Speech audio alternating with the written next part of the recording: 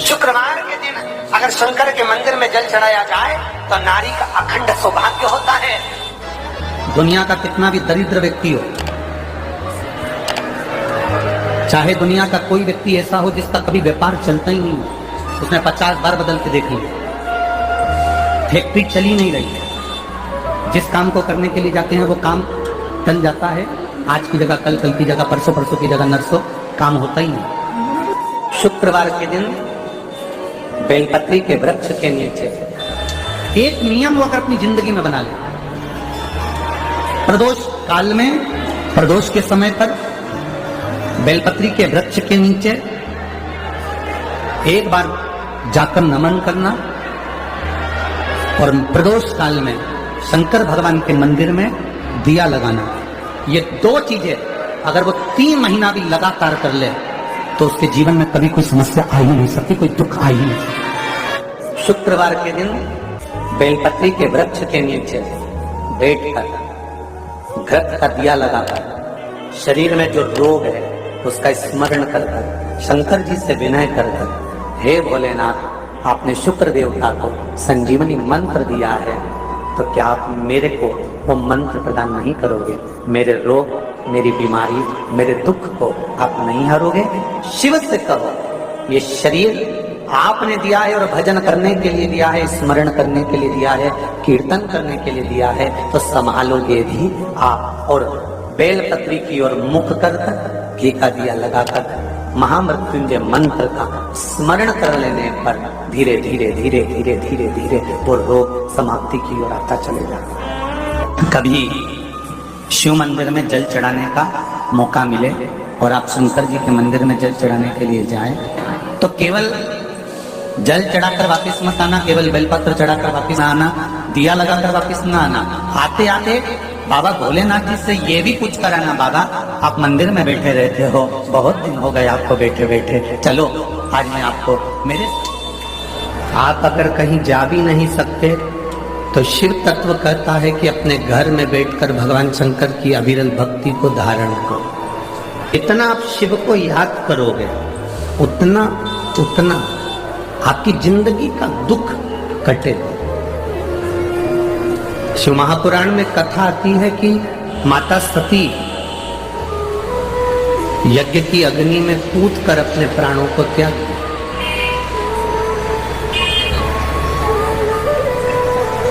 अब माता सती जब यज्ञ की अग्नि में कूदकर अपने प्राणों को त्याग दी और माता सती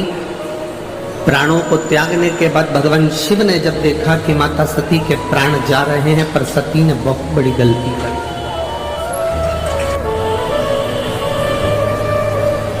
ये सती ने जो गलती करी, संसार का कोई व्यक्ति ऐसी गलती ना करे जो सती कर गई, जो माता सती ने करा है। क्या गलती सती ने करी? सती ने सबसे बड़ी गलती माता सती ने करी कि यज्ञ की अग्नि में सती कूद गई। हमारा सनातन धर्म कहता है कोई यज्ञ हो रहा हो, कोई अनुष्ठान हो रहा हो, कोई कथा हो रही हो, कोई प्रवचन हो रहे हो, कोई धर्म का आयोजन हो रहा हो, कोई धार्मिक आयोजन हो रहा हो, बन सके तो उसमें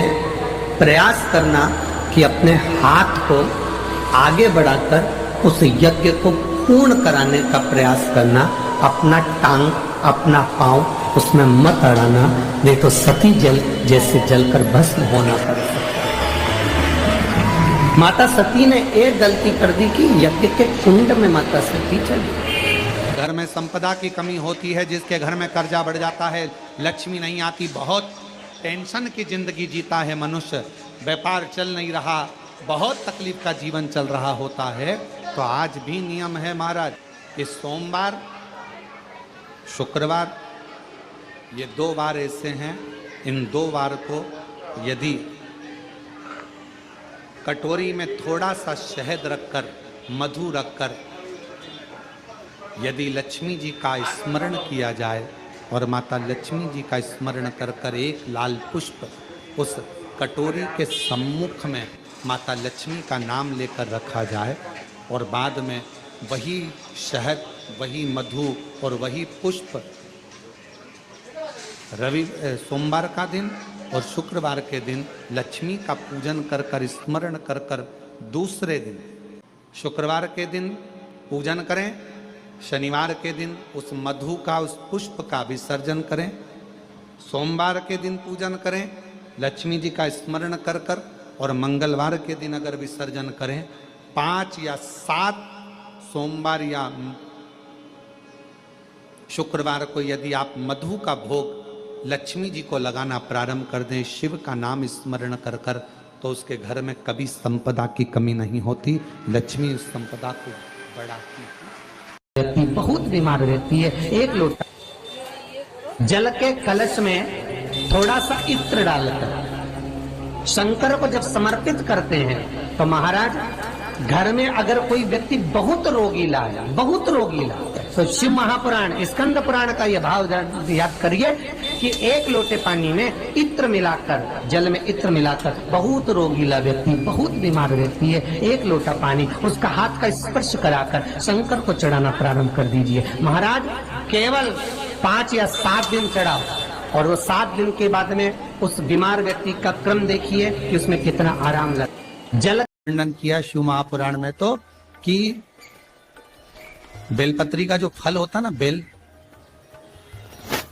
फल जो होता है,